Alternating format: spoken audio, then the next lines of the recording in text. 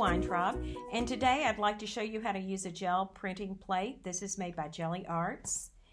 You'll need some print rollers. I use these just for acrylic paint. You need some just cheap craft paint. And you need, of course, a gel printing plate.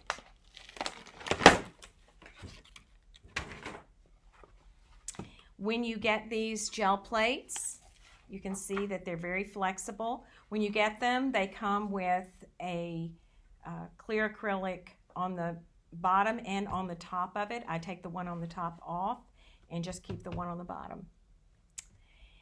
And you will also need, to make some really wonderful decorative papers like these, you will need deli wrap. And deli wrap you can buy at a kitchen supply store. I've seen it also at some discount stores.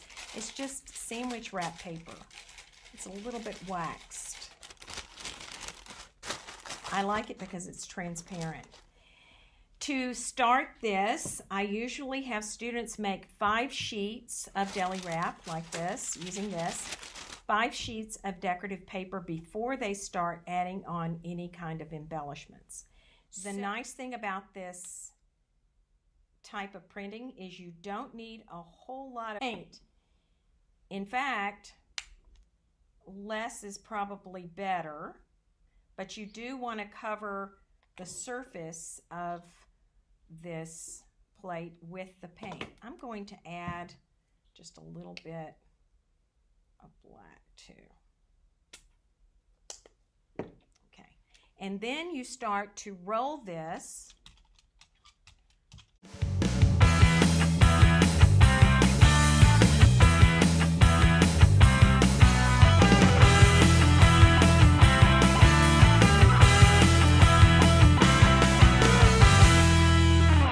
Then take your paper and you lay it down on the surface and you press down.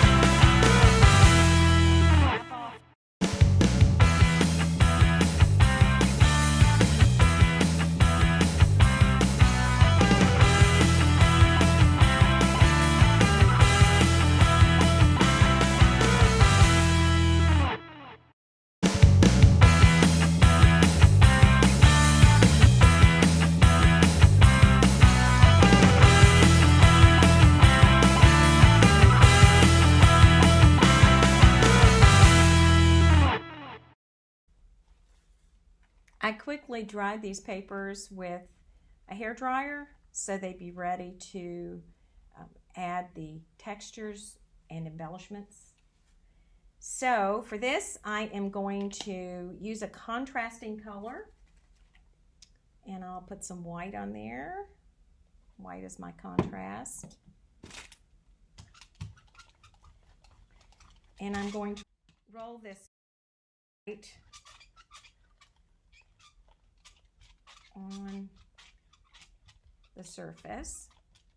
And next, this is the fun part, I'm going to add some stencils. Now you can buy these stencils, but I also use household products, like this is a jar opener sponge, or use the wrapping from the oranges, and you lay these down on the surface.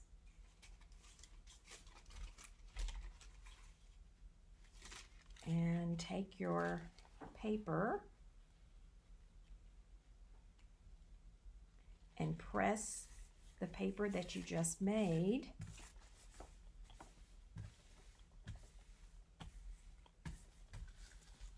And usually you can just hand press it. You don't really need to use any kind of baren.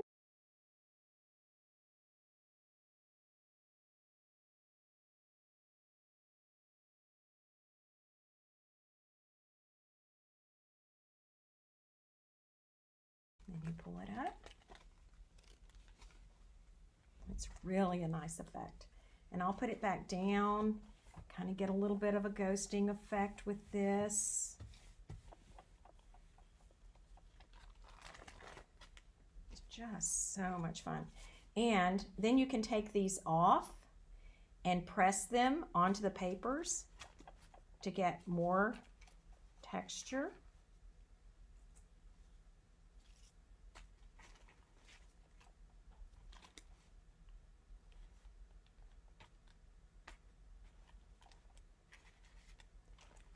And you can also, I'll use it on a different one, I'll show you. You can also use what is left behind and press that on a paper. And another little tip is I keep them in a regular notebook, and I get page protectors and keep them inside the page protectors so that the students can just flip through there and find the one that they want.